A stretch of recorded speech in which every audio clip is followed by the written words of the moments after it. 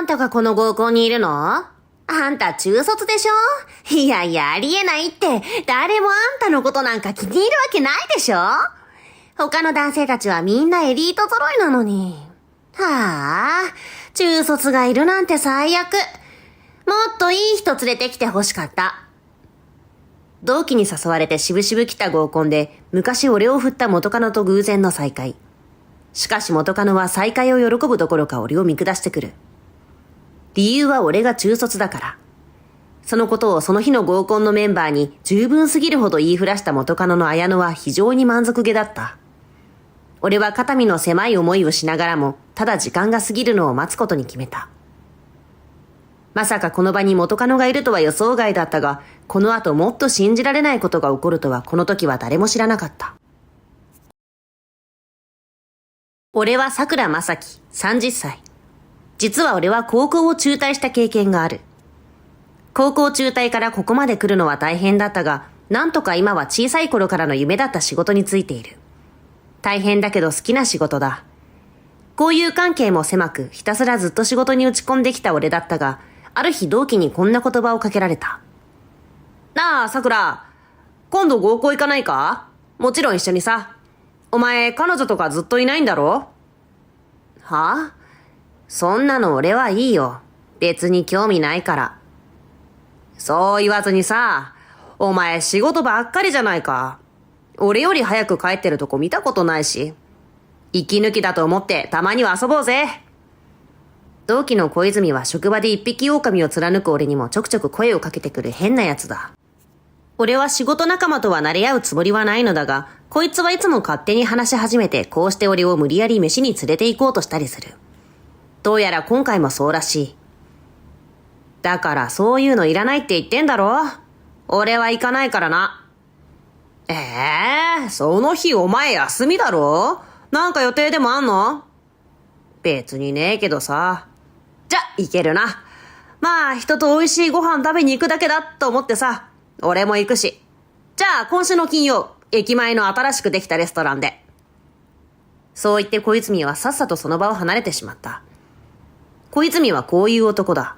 人の気持ちなんかみじんも考えず勝手に話を進めていく。でもこいつはそんなに悪い奴じゃないことは分かっている。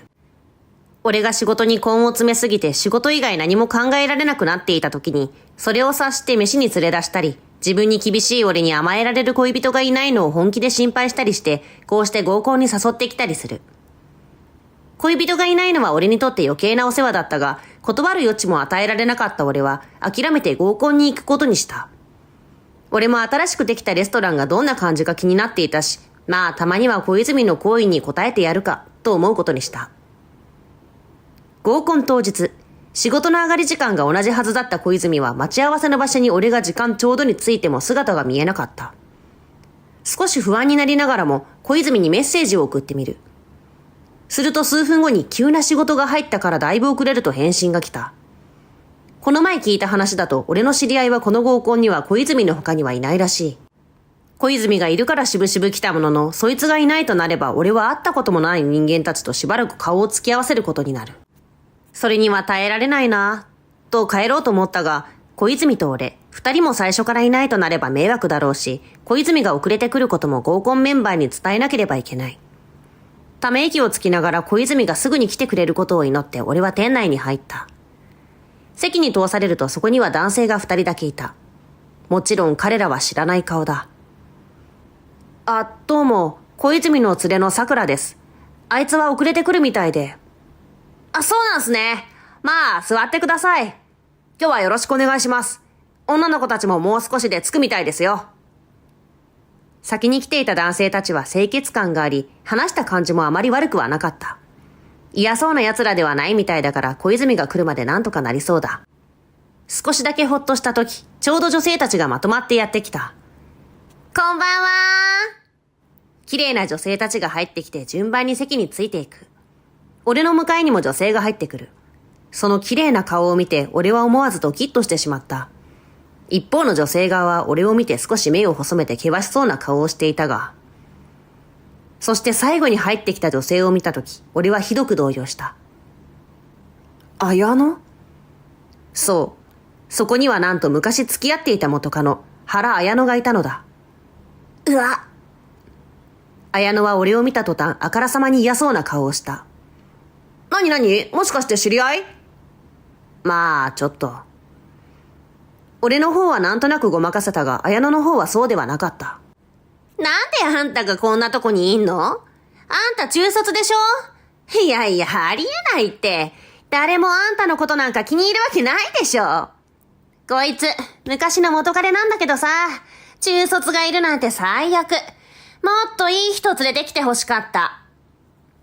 綾乃はすぐに女性陣に俺が中卒であることを言いふらした。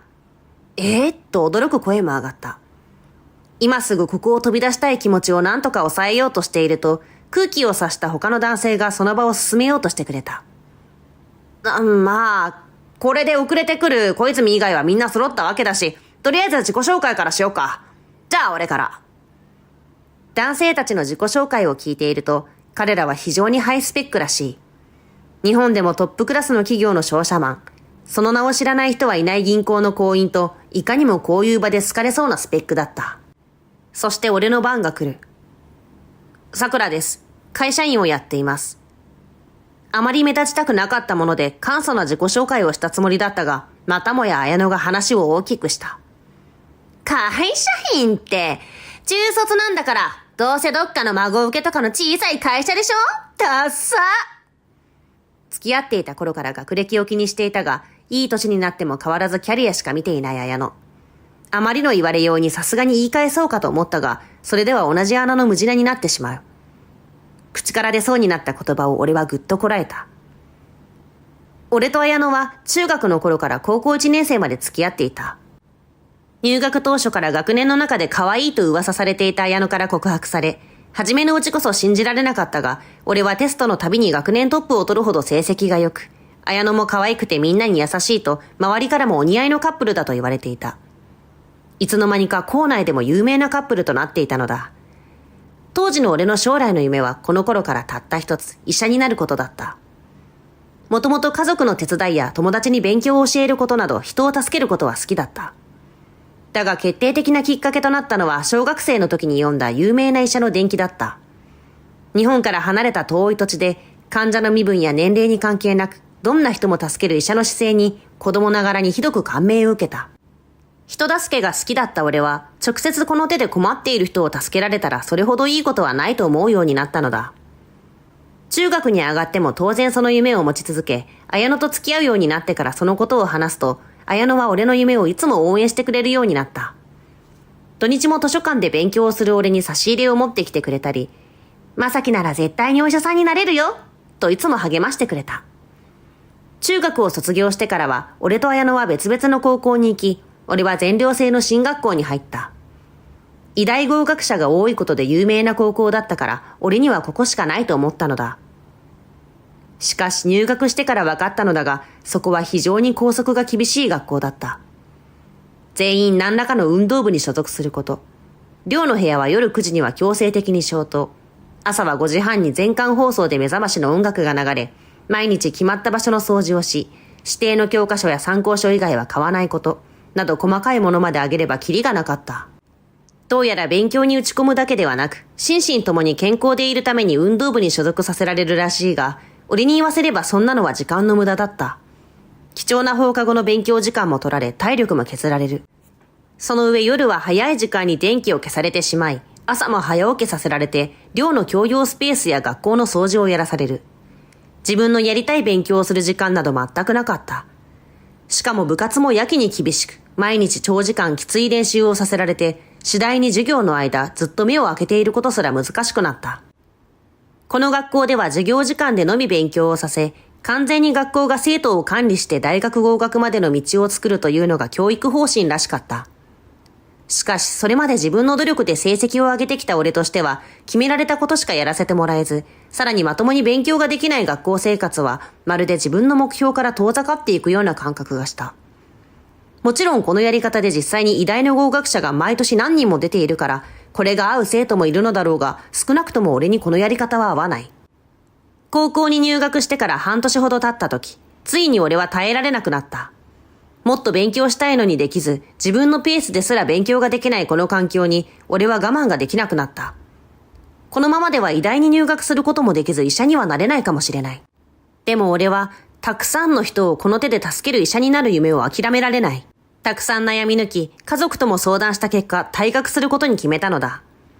別々の高校に入学しても俺と綾乃は変わらず付き合い続けており、毎週のように会っていたが、そのことを綾乃に言うと、それまで優しかった綾乃は表変した。は？退学？いやいや、信じられない。だってそうしたら、最終学歴は中学卒業だよ。それでいいの？もう絶対まともな仕事に就けないよ。頭がいいから絶対医者になれると思ってたし、そうしたらエリートになって私も将来いい暮らしができると思って付き合ってたのに。この言葉を聞いた途端、俺は悲しくなった。綾乃はただ、目標に向かって必死に勉強する俺を応援してくれていると思っていたのに、彼女は結局自分のことしか考えていなかったのだ。そして、この時に俺は全てを悟った。綾乃は頭のいい俺と付き合う自分のことが好きだったのだ。俺自身のことになんか本当は興味がなく、俺を飾りだと思って隣を歩かせていたのだ。はぁ、私中卒のやつなんかとは付き合いたくない。一緒にいるのが恥ずかしいわ。わかりましょう。すべてを察した俺には、綾乃のこの言葉を拒否する理由がなかった。こうして俺たちは、俺が高校を中退することが原因で別れたのだ。綾乃と思いがけず久しぶりに会ったことで、昔のことを思い出していたが、その間にも合コンは賑やかに続いていた。俺だけを除いて。幸い、綾乃の席は一番離れていたので最悪な雰囲気になることはなかったが、綾乃が女性陣に俺のことを散々言いふらしたため、俺は積極的に会話に参加できずにいた。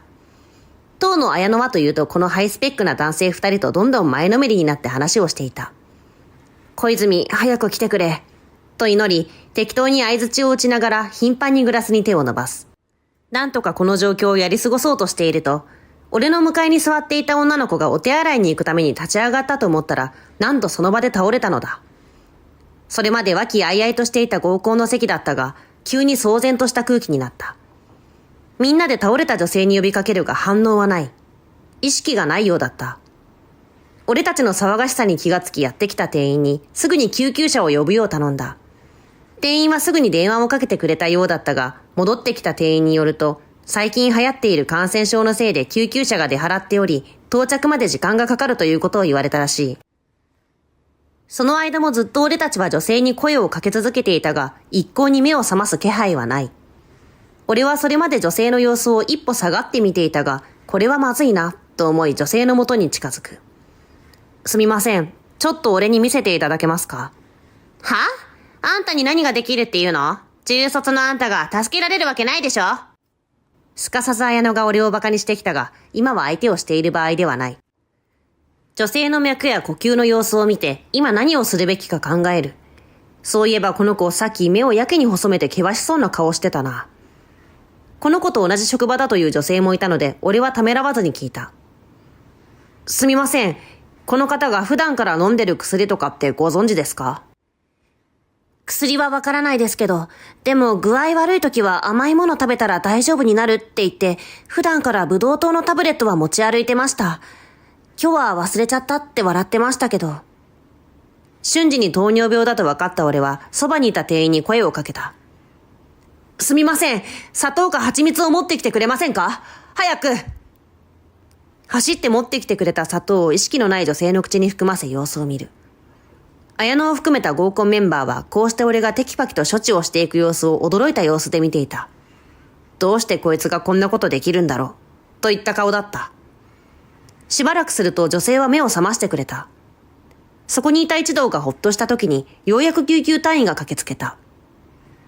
俺が軽く状況を説明し、女性はようやく救急搬送されていった。なんであんたにあんなことができたのよ。まさか適当にやったんじゃないでしょうね。一連の騒ぎがやっと落ち着いたとき、綾乃が混乱した様子で俺にきつい言葉を投げつけてきた。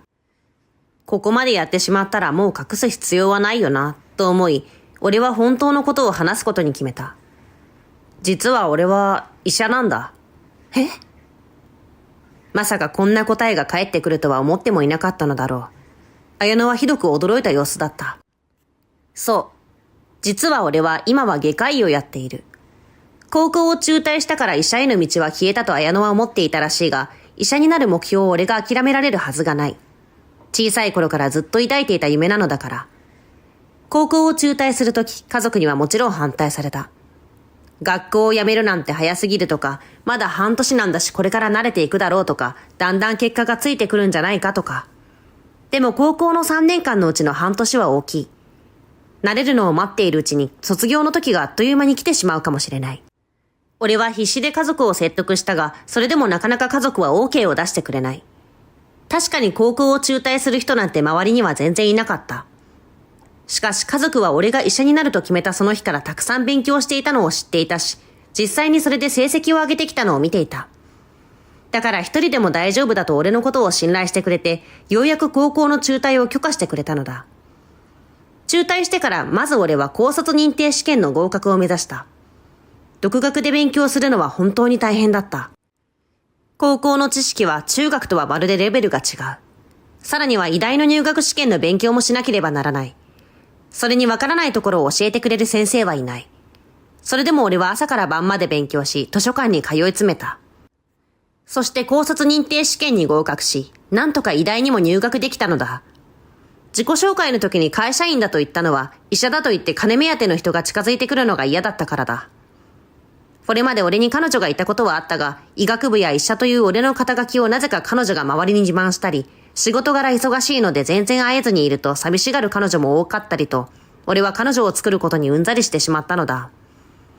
学生の頃も勉強するのに忙しかったが、医者として働き始めても勉強が必要なくなるわけではないし、早くたくさんの人を救えるようになるため、俺はたくさんの経験を積みたかった。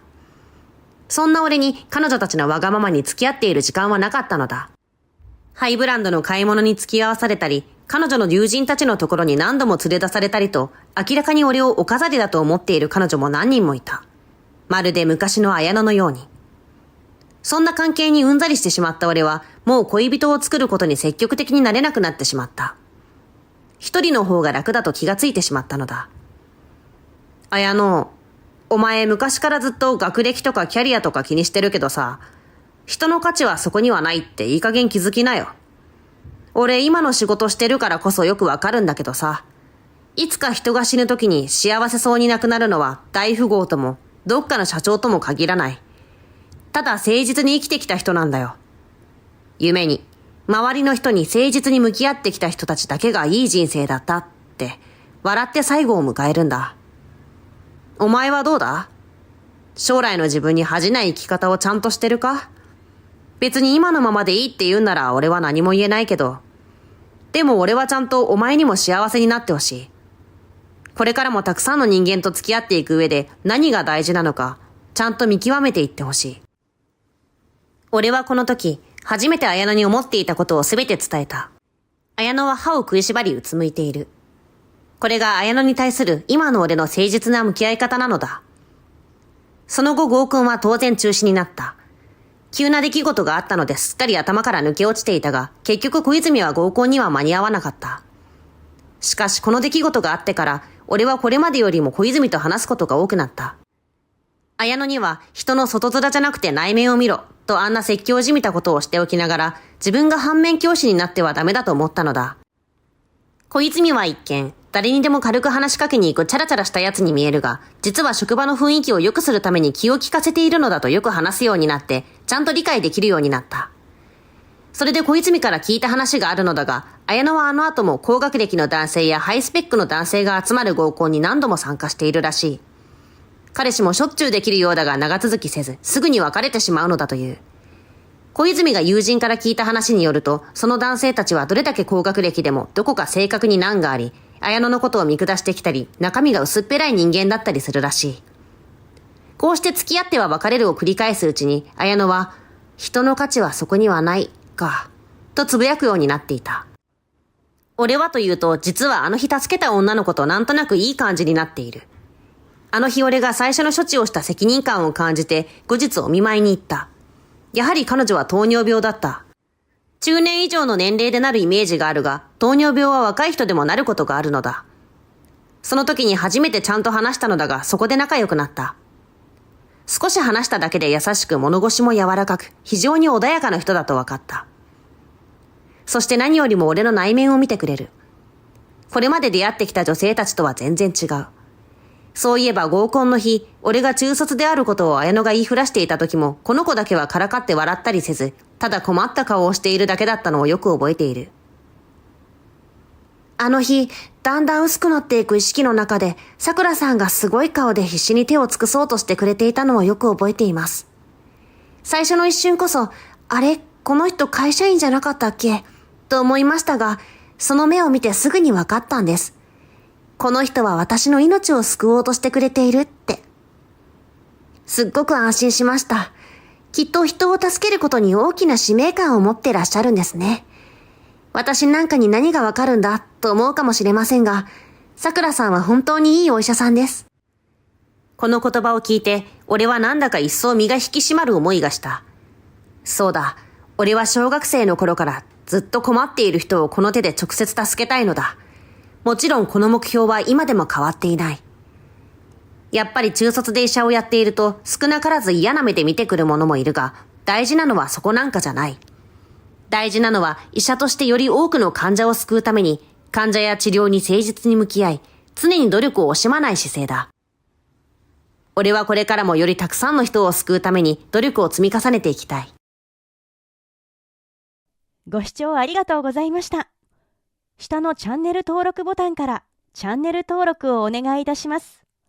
グッドボタンや動画の感想コメントもお待ちしています。それではまた次の動画でお会いしましょう。